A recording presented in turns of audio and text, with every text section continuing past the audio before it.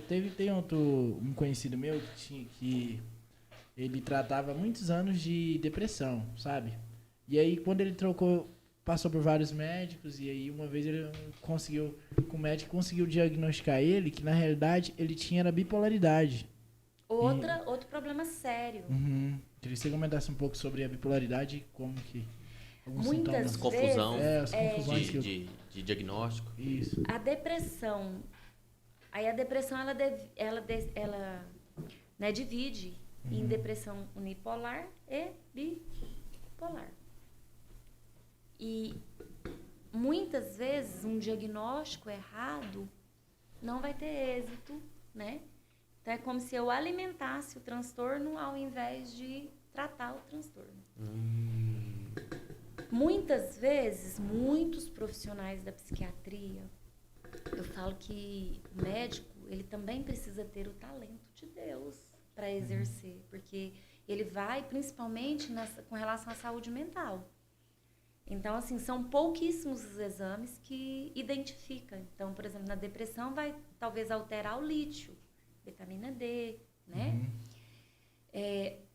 Hoje, fora do Brasil, já existe alguns exames que é feito no mapeamento cerebral que vai identificar qual transtorno a pessoa tem.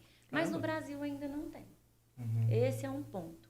Então, se o médico não faz um diagnóstico bem feito, se ele, né, você tem bipolaridade e ele te diagnosticou com depressão e ansiedade, você vai melhorar as suas crises? Pode alimentar o tratamento, fazer ao para contrário, piorar. talvez, né? Piora, porque ele não vai ver melhora, né? Aí isso não funciona. Aí para de fazer. Ele não vai tomar a medicação correta, então ele volta, desorganiza. Então, cada vez que ele deixa a medicação e volta para a medicação...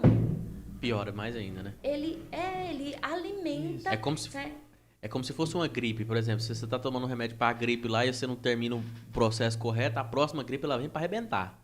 Mais ainda, ela vem mais forte ainda o vírus, vamos assim dizer, né? Uma infecção, né? Toda infecção, né? Se não usa a medicação corretamente, ela vai... Se não finaliza o tratamento, ela vai ficar mais forte. Vai ficar mais forte. Ficando mais forte...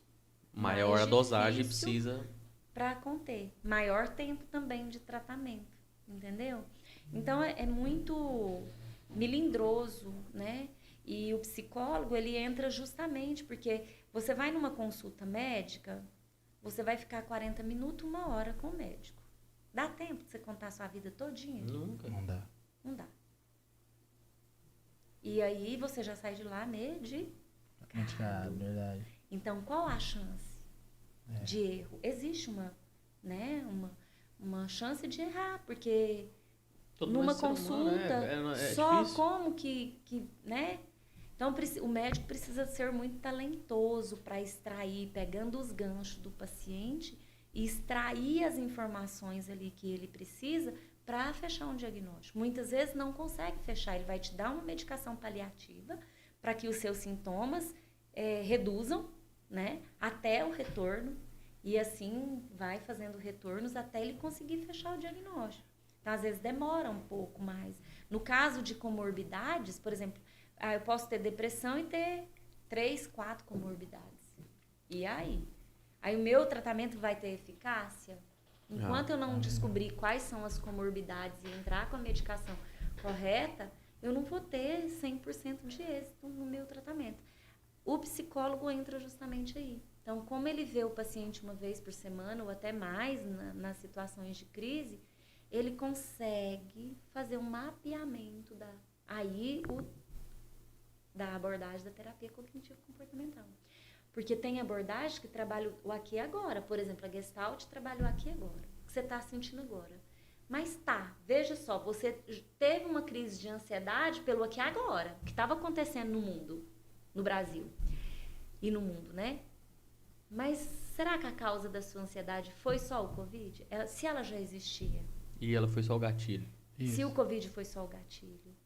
E aí, se você não trata, você poderia, sim, ter desenvolvido um quadro de depressão. Entendeu? Então, assim, vou lá e identifico que tem uma depressão. Mas eu não sei se ela é unipolar ou se ela pode ser uma depressão bipolar. E o tratamento, o medicamento muda de, por exemplo, se for unipolar e bipolar, alguma coisa assim? Ou Sim. é só na Sim, parte terapêutica? porque a medicação, ela vai alterar. O bipolar, ele vai ter que tomar ali uma medicação específica, porque ele vai ter fases de mania e de hipomania. Entendeu? Então é bem melindroso. Complexo, e aí né? pode ter uma bipolaridade, um borderline? Pode. Pode ter uma bipolaridade, um narcisista? Pode ter um bipolar e um... Depressivo? A depressão, ela vai vir na bipolaridade. Ela já é um componente. É um componente. Porque nas fases ali, ele vai ter fase que ele vai estar querendo morrer, tirar a própria vida. Né? Nada faz sentido, não tem jeito. E vai ter fases que ele se sente melhor. O melhor. O máximo. Que é o borderline. O poderoso. Não, o bipolar mesmo. O bipolar. Né? Que ele tá no controle. Então, aí vem as compulsões, que aí vem droga, vem pornografia, vem sexo, vem compras, vem... Busca de prazer em variadas formas. Né? Eu tenho pacientes que têm bipolaridade e predomina o consumismo. Ele é um eterno inadimplente, ele não consegue pagar as contas dele. Ou até mesmo na comida também tem muito, por exemplo, que ele comer Também. impulsivo. Também. Tem, claro, o compulsivo, ou aquele que não come. É o contrário, né? Rebate o contrário, né? Então, tem pacientes que têm bipolaridade, tá ali com a cocaína, não consegue sair da cocaína. Ou não consegue sair da pornografia, ou do sexo ali perigoso, sabe? Vários parceiros. Então, assim, precisa identificar. Geralmente, o paciente homem, ele tem muita dificuldade de expor, né? Mas eu vou falar uma coisa para vocês. Os homens, os meus pacientes do sexo masculino, eles têm uma assiduidade tão grande. Porque eu acho que justamente por essa dificuldade de colocar para fora, então ele encontra ali um ambiente seguro no qual ele pode ser ele mesmo, falar das suas fraquezas, das suas limitações, né? Então ele fica encantado com o processo. E quando ele vai buscando esse controle, quando ele vai buscando autoconfiança mesmo, né? E o processo para dar certo precisa ter a confiança, precisa ter a empatia, ele fica muito encantado. Então ele chega sempre adiantado. O negócio é chegar, né? O problema é chegar. O difícil é chegar, né? O difícil é chegar. Mas depois que chega,